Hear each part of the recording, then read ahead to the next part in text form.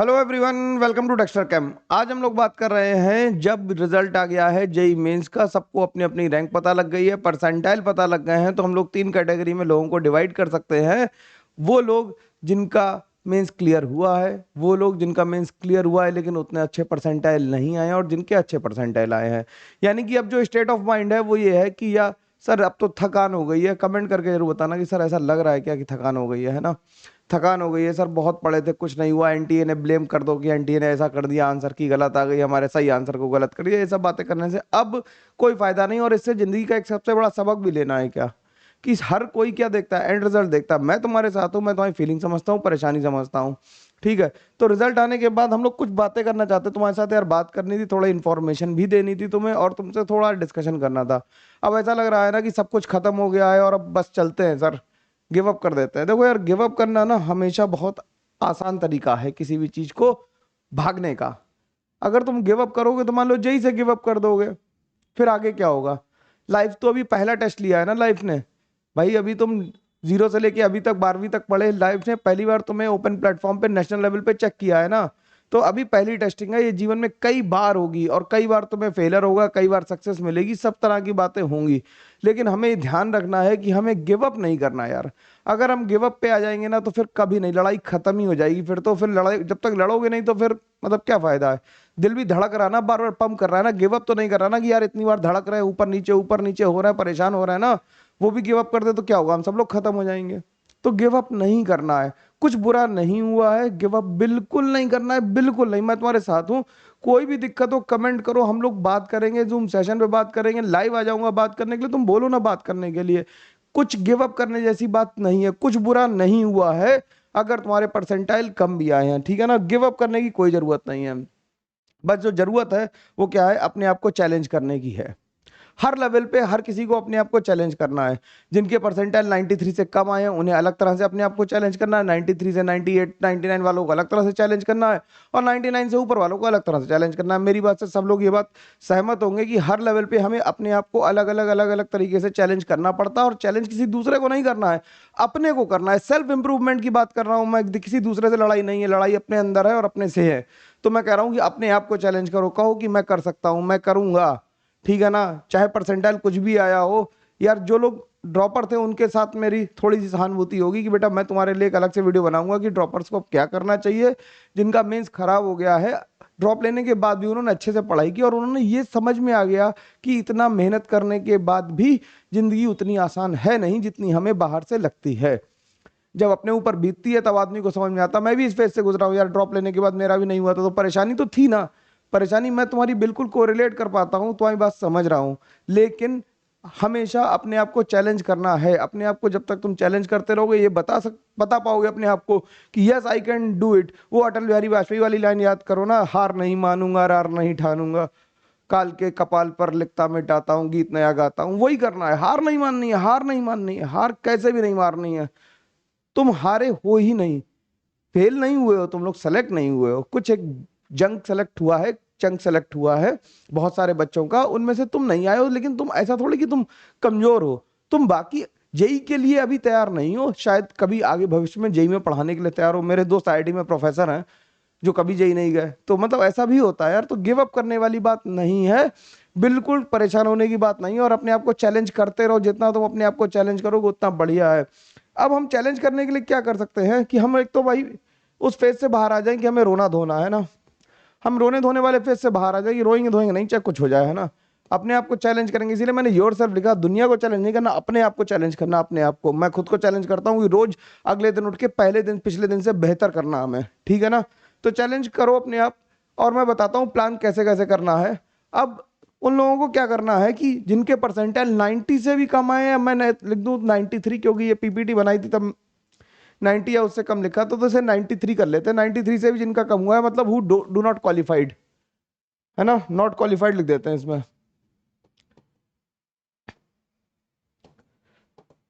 अब not qualified लोगों के पास दो तरह के बच्चे हैं हमारे पास, एक तो जो 12th वाले हैं और एक जो ड्रॉपर हैं।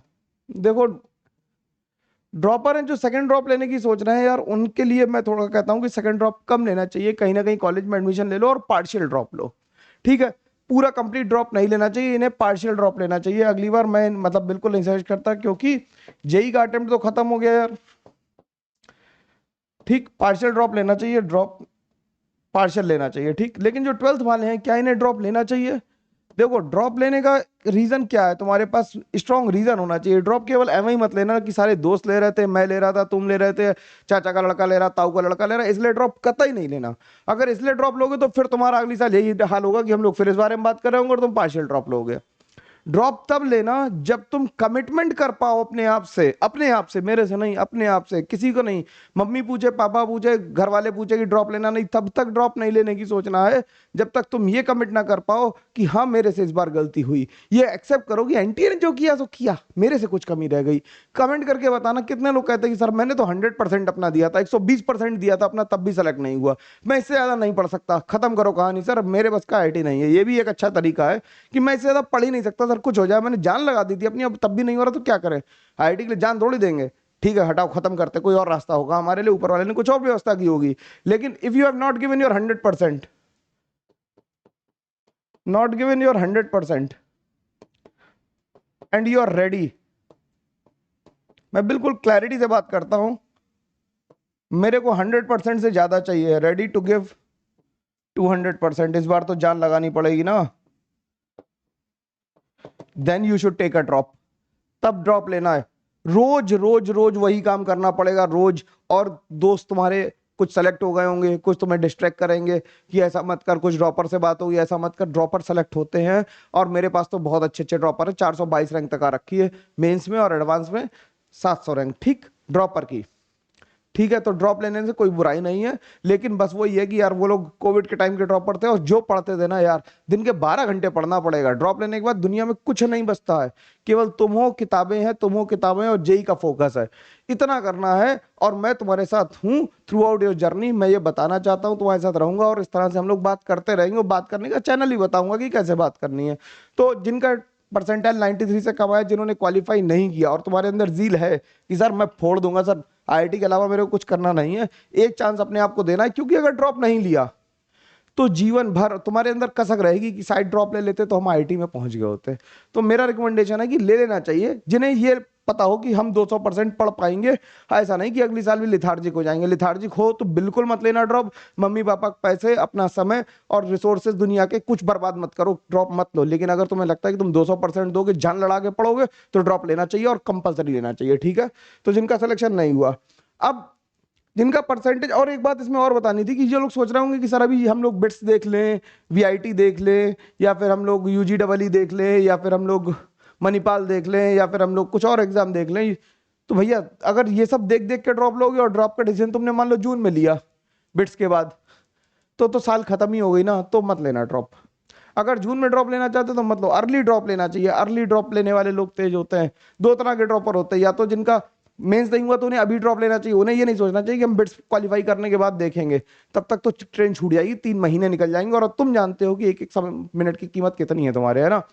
तो ये जून में मत लेना यार, अगर लेना है तो डिसाइड करो अभी। और कोई भी डिस्कशन हो, कोई भी दिक्कत हो, व्हाट्सएप नंबर है सबके पास में, टेलीग्राम चैनल है, यूट्यूब है, कमेंट करके बताओ कि ड्रॉप मेरी सर ये समस्या है, मेरे को फाइनेंशियल दिक्कत है, मेरे को इस तरह की दिक्कत है, मेंटल प्रॉब्लम है, जैसी भी है, मैं उसका सोल्यूशन मैं बताऊंगा कि what is the best way to take a drop with minimum load on your self. ठीक है, ठीक। दूसरे तरह के लोग वो है जिनका परसेंटाइल मैं लिख देता हूं यहां पे, इसे सही कर देता हूं, 93 टू 98 आया है, या 97 लिख देता है ना, 93 टू 97 आया।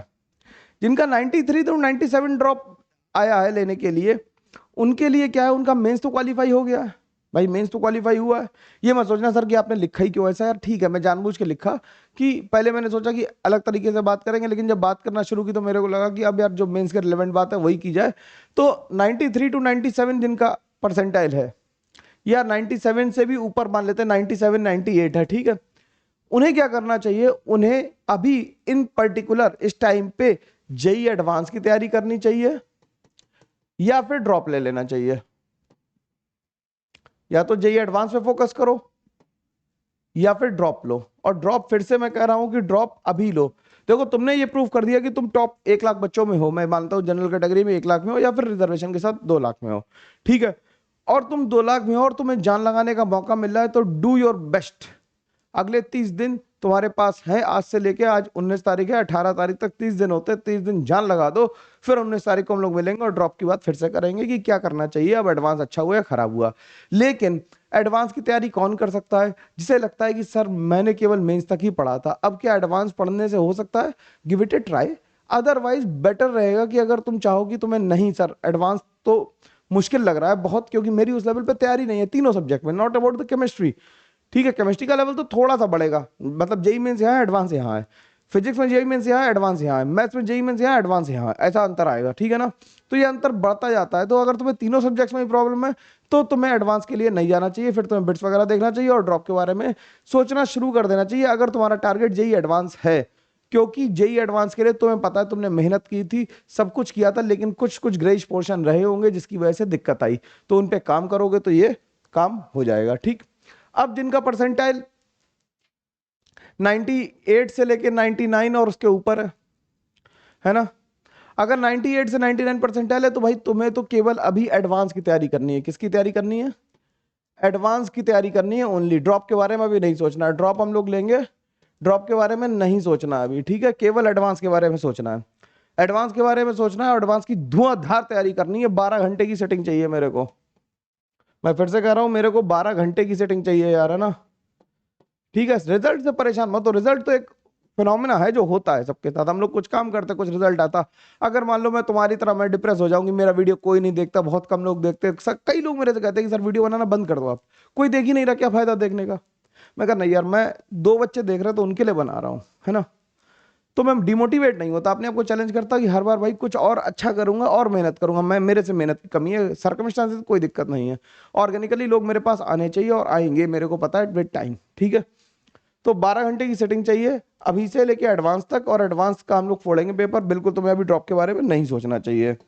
ठीक, सबसे जरूरी बात यह है कि हम लोगों ने क्यों शुरुआत की थी, हम ये ध्यान रखें, हमने क्यों शुरुआत की थी पढ़ने की, हमने जेई की तैयारी क्यों चुनी थी? क्या हम जेई में सेलेक्ट होना चाहते थे केवल इसलिए?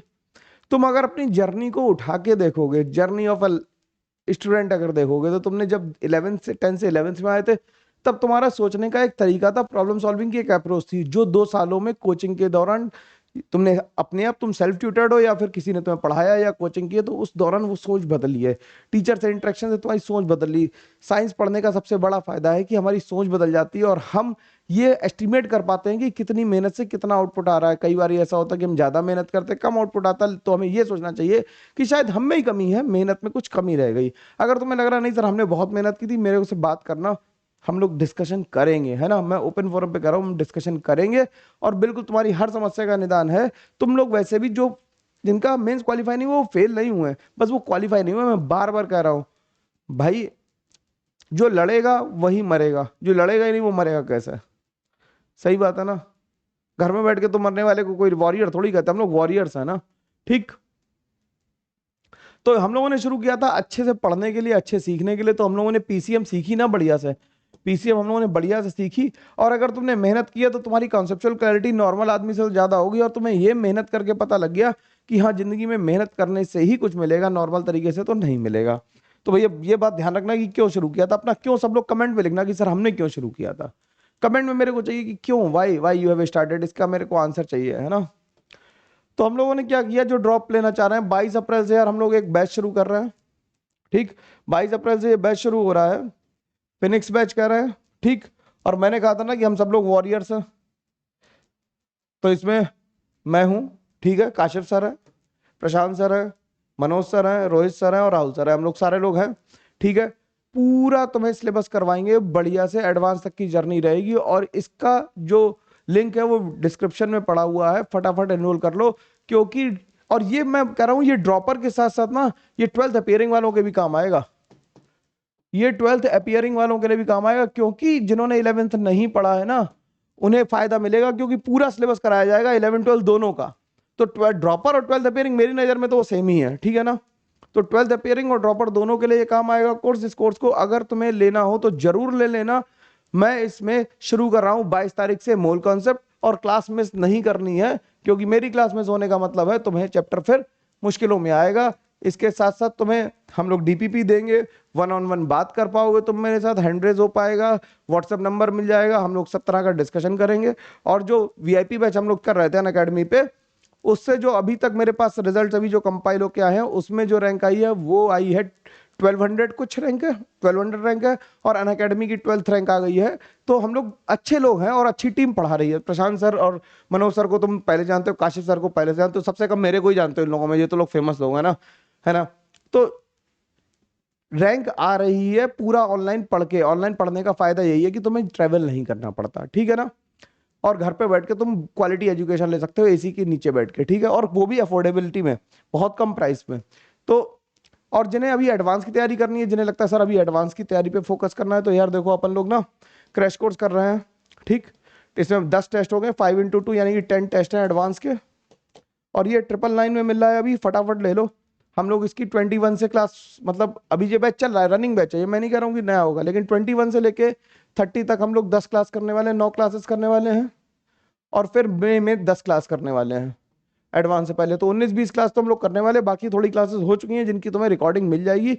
तो ये कोर्स भी ले लोगे, इसका भी लिंक डिस्क्रिप्शन में है, तुम्हें जो दोनों में से जो तुम्हारे लिए अभी सुटेबल हो वो ले लो, ठीक है। जरूरी है तुम्हारे लिए, मैं तुम्हारे फायदे की बात कर रहा हूँ, मेरा तो क्या ही फायदा है ना, ठीक।